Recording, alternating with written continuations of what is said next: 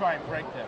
Do you think there was some resentments from your colleagues there, that you were listening to the Muslims there, being compassionate to their situation, that might have led up to the unfortunate incidents which took place with you? There was resentment from people in Guantanamo towards me and other patriotic American Muslims as well. There was extreme anti-Muslim hostility directed not only towards the prisoners, but directed also towards the American Muslims who were also serving that joint task force. So you mean the American Muslim soldiers who were there, working there, also they were subject to discrimination? Of course. I wasn't the only one under investigation. There were several other Muslim Americans also under investigation. I wasn't the only one who was thrown in jail after serving in Guantanamo. There were 2 other Muslim Americans who were also thrown in jail. So yes, this hostility was directed towards even Muslim Americans. And this is something interesting. When I was down in Guantanamo, I was able to ensure that every meal served to the prisoners was halal. But when the Muslim soldiers requested accommodation for halal food and dietary diets from the command, it was refused and rejected from the commanding general. So the Muslim Americans couldn't even get halal food, but the prisoners were. SubhanAllah. Really, this is some amazing things, and and when America pretends to be the one holding the moral compass for the world, how can you be taken seriously when guilty of such things?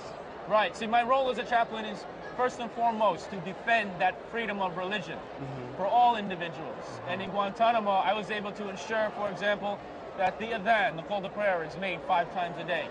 That over a loudspeaker, I was able to ensure that every cell had an arrow directing the prisoners to pray towards Mecca, to adjust the meal schedules to accommodate fasting during Ramadan. I was able to do some of those things, but some of the things I wasn't able to prevent, like the use of religion against the prisoners. I talked about the Quran desecration. Yes. But some of the prisoners also told me... What about this also about the use of dogs and tricking them and telling them that their food is really pork and these type of things? Well, let me talk to you about some of the things that I did become aware of down there. Yes. Like when prisoners told me they came back from interrogation and they were shackled at the wrists and at the waist and at the ankles.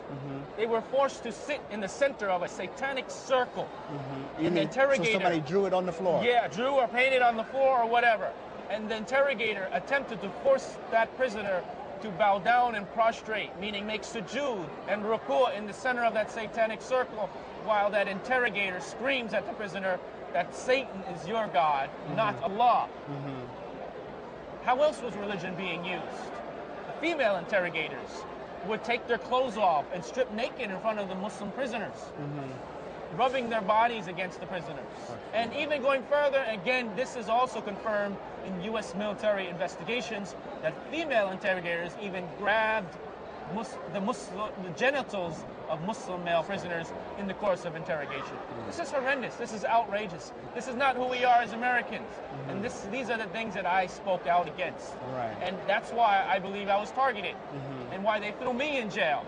Because of my religion, my faith, my ethnicity, being Chinese American, and also for speaking out against these horrendous violations of our American and Islamic values. Now, how long has it been since you've been there? They took me involuntarily from that prison operation in September of 2003. And I left the military in 2005. And I've even written a book about my experience called For God and Country, Faith and Patriotism Under Fire.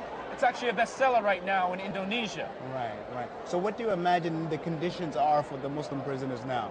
I mean, do you have any way to know? Do you think it's improved, or do you think after your departure it's just gotten worse? After the confirmed abuses to